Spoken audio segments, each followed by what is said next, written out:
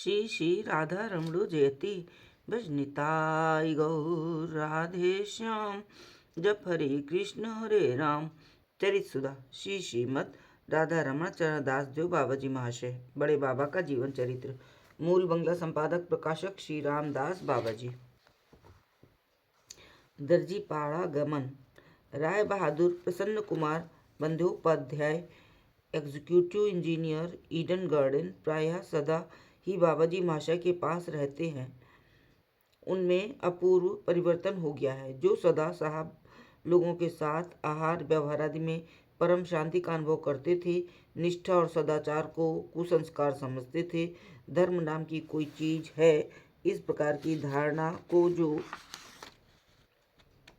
मन में कभी स्थान तक नहीं देते थे, वे आज परम सदाचारी, निष्ठावान और धर्मपरायण हो गए हैं। गले में तुलसी की 3 कंठियां, माथे पर हरि मंदिर तिलक और मुख में सदा भगवान नाम। उन्हें देख लगता है जैसे साक्षात सत्वगुण की मूर्ति हों। बाबा जी महाशय को करीब 1 महीना राय बहादुर साहब के बगीचे में हो गया। अब उनका मन वहाँ नहीं लग रहा है, लेकिन प्रसन्न बाबू का अतिशय आग्रह है, इसलिए सहज में उनसे छुटकारा भी नहीं मिल रहा है। प्रसन्न बाबू कहते हैं, बाबा मैं बहुत दिनों का पापी हूँ, आपने मेरा उद्धार किया है, किंतु मुझे इस बात का भय है कि यदि आप और कुछ दिन यहाँ रह कर मेरे अंदर शक्ति संचार नहीं करेंगे तो मेरा फिर से पतन संभव है। इसलिए मेरी प्रार्थना है कि कम से कम 2 महीने आप मेरे बगीचे में रहने की कृपा करें। बाबा जी महाशय हंसते हुए बोले, बाबा भिखारी बैरागी लोगों को बहुत दिन एक स्थान पर नहीं रहना चाहिए। मेरी अपनी तो इच्छा है ही, यदि निताई चांद की इच्छा होगी तो न जाने कितनी बार यहाँ आना जाना होगा, पर ऐसा बोध होता है कि इस बार मुझे और अधिक दिन यहाँ रहने की इच्छा नहीं है। प्रसन्न बाबू किसी प्रकार बाबा जी महाशय को कुछ दिन और अपने यहाँ ठहराने की कोशिश करने लगे। इच्छा में प्रभु की इच्छा से दूसरे दिन ही दर्जीपाड़ा निवासी बाबू जोगेंद्र नाथ मिश्र अपने साथियों के साथ बाबा जी महाशय के निकट आकर अपने घर चलने के लिए विशेष आग्रह करने लगे। बाबा जी महाशय ने प्रसन्न बाबू को समझाकर सदल बल जोगेन बाबू के साथ उनके घर की ओर प्रस्थान किया। पहले से ही जोगेन बाबू ने अनाथन देव लेन में अनाथ बाबू के ही एक 2 मंजिले मकान में बाबा जी महाशय के ठहरने की व्यवस्था कर रखी थी। ये लोग उसी मकान में जा ठहरे। 3-4 दिन बाद एकाएक बाबा जी महाशय का शरीर अस्वस्थ हो गया। छाती में बहुत बलगम जम गया और खांसी आने लगी। साथी लोग बहुत चिंतित हुए। इसी समय जोगेन बाबू बाबा जी महाशय से आकर बोले, आपका शरीर अस्वस्थ है, इसलिए हम सबको बड़ी चिंता है। यदि आज्ञा दें तो किसी कविराज को बुलाकर दिखा दिया जाए। बाबा जी महाशय मृदु मुस्कान के साथ बोले, तुम्हारी जैसी इच्छा। जोगेन बाबू तुरंत कलकत्ते के प्रधान कविराज निशिकांत सेन महाशय को ले आए। कविराज महाशय बाबा जी महाशय से बहुत कुछ भगवत तत्व आलोचना करते रहे। फिर बोले, आपकी नब्ज देखूं तो? बाबा जी, अवश्य देखिए, आप तो भगवान के विशेष कृपा पात्र हैं, क्योंकि वे आपके द्वारा बहुत लोगों का हित करते हैं। कविराज, मेरी क्या क्षमता है, मैं तो निमित्त मात्र हूँ। वे जीव के कल्याण साधन के लिए कितनी प्रकार से चेष्टा करते हैं। धर्म की ग्लानि होने पर स्वयं अवतार लेकर असुरों का विनाश और धर्म का स्थापन करते हैं, और जब देखते हैं कि दुर्बल जीव अस्वस्थ रहकर कोई कार्य नहीं कर सकता तो धन्वंतरी के रूप में अवतार लेते हैं। आप तो महापुरुष हैं, ऐसी कृपा करें कि मैं उनके उपदिष्ट मार्ग का अनुसरण कर सकूं। इतना कह कविराज महाशय बाबा जी महाशय का हाथ देखने लगे। छाती में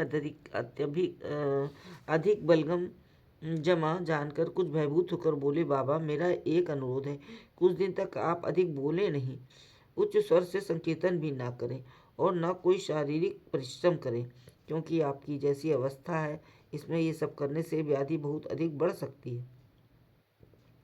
मैं औषधि देकर एक बार ठीक कर दूं, तब जैसी इच्छा हो करें, फिर किसी प्रकार के अनिष्ट का भय नहीं रहेगा। बाबा जी, कितने दिन तक ये सब बंद रखना होगा? कविराज, 6 महीने तक बंद रखें तो बहुत अच्छा है, नहीं 3 महीने तो रखना ही होगा। बाबा जी, बाबा 3 महीने तक उच्च कीर्तन बंद रहेगा तो मैं समझता हूँ कि मेरा दिमाग खराब हो जाएगा या मेरे हृदय में कोई रोग उत्पन्न हो जाएगा। कविराज, ये तो आप उल्टी बात कहते हैं। उच्च कीर्तन, उच्च भाषण या अधिक भाषण से ही तो मस्तिष्क और हृदय के रोग उत्पन्न होते हैं। बाबा जी, मैं तो ये जानता हूँ कि ये सब न करने से ही मेरा स्वास्थ्य खराब होता है।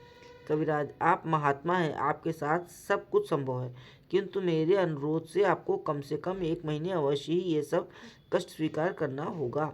बाबा जी, अच्छा, निताई चांद की इच्छा से मैं यथासाध्य प्रयत्न करूँगा। कविराज महाशय ने तुरंत संतुष्ट होकर दवाई का पर्चा लिख दिया और जोगेन बाबू ने एक व्यक्ति को उसे लेकर कविराज जी के घर भेज दिया।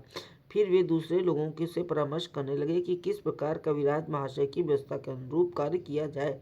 नित्य स्वरूप ब्रह्मचारी बोले, आप किसी प्रकार का भय ना करें, बाहर के लोग आएंगे तभी तो ये उनके साथ बातचीत करेंगे। मैं आज से दरवाजे पर दरबान बनकर बैठ जाऊंगा और किसी को अंदर ना जाने दूंगा। सब लोग नित्य स्वरूप की बात से बड़े आनंदित हुए। दवा भी कविराज के यहाँ से आ गई और नियम के अनुसार औषधि का सेवन और पथ्य आदि चलने लगा। औषध आदि से बाबाजी महाशय को कोई आपत्ति थी ही नहीं। आपत्ति थी तो केवल उच्च संकीर्तन और भाषण बंद करने से। प्राण प्रिय रामदास ने बाबाजी महाशय से कहा, मैं कीर्तन करता हूँ, आप यहीं बैठकर सुने। बाबाजी महाशय इससे सहमत हुए। प्रातः काल कीर्तन, सायंकाल पाठ और फिर कीर्तन की व्यवस्था की गई। पहला दिन बड़े आनंद से बीता। दूसरे दिन सवेरे से ही बहुत से लोग आने लगे। नित्य स्वरूप सबसे हाथ जोड़कर बोले, बाबा जी महाशय का शरीर अस्वस्थ है, इसलिए आप लोग कृपा कर कुछ दिन उनके दर्शन ना करें। कुछ लोग वापस चले गए, पर कुछ लोग केवल एक बार दर्शन के लिए कातर भाव से आग्रह करने लगे। इस प्रकार 9 बज गए। बाबा जी महाशय एकदम चित्कार कर उठे, ओ रे नित्य स्वरूप, मेरा माथा फटा जा रहा है, दरवाज़ा खोल नहीं तो पागल हो जाऊंगा। साथियों ने नित्य स्वरूप से दरवाज़ा खोलने को निषेध किया। नित्य स्वरूप ऊपर आकर बाबा जी महाशय से बोले, कविराज महाशय ने कम से कम 1 महीने के लिए आपको जोर से बोलने के लिए निषेध किया है। बाबा जी, दूसरे की वस्तु की ममता को दूसरा क्या जाने। मैंने तो सोचा था कि कविराज महाशय के उपदेश के अनुसार चलूंगा, पर यह देह मेरी तो है नहीं। जिनकी वस्तु है वो जैसे चाहें वैसे रखें, मेरा इसमें क्या अधिकार। मैं अपने मंगल की जितनी चेष्टा और चिंता कर सकता हूँ, अंतर्यामी मंगलमय निताई चांद मुझसे कहीं अधिक कर सकते हैं। जिस समय जैसी आवश्यकता होती है उस समय वे वैसी व्यवस्था कर देते हैं। निताई चांद की इच्छा से जो लोग मेरे निकट हैं उनके द्वारा मेरा परम उपकार ही होगा। अपकार नहीं। निताई चांद जितने दिन जिस पुतले के द्वारा जैसा खेल कराना चाहते हैं वैसा ही करते हैं।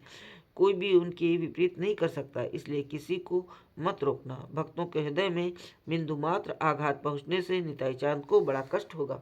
इस जीवन में मैं उन्हें सुख नहीं पहुँचा सकने की आशा भी नहीं रखता, क्योंकि मैं सदा ही आत्म सुख के लिए लालित रहता हूँ।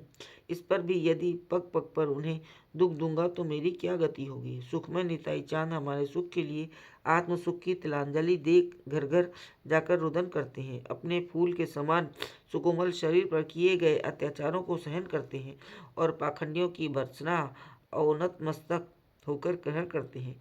हम कभी भूल से भी उनके सुख के लिए प्रयत्न नहीं करते। धिक्कार है हमारी स्वार्थपरता को, धिक्कार हमारी नश्वर देह के सुख भोग की लालसा को, धिक्कार हमारे जीवन को। इतना कहकर वे बालक के समान उच्च स्वर से रोने लगे। नित्य स्वरूप भी रोते रोते बोले, मैं बड़ा अपराधी हूँ। मैंने आपका प्रकट मनोभाव न समझकर जो कुछ भी किया है उसके लिए मुझे क्षमा करें। इतना कहकर वे बाबा जी महाशय के चरण पकड़कर रोने लगे। बाबा जी महाशय ने उन्हें उठाकर आलिंगन किया। यथा समय सबने महाप्रसाद ग्रहण कर विश्राम किया। जय जय श्री राधे, जय हो बड़े बाबा की।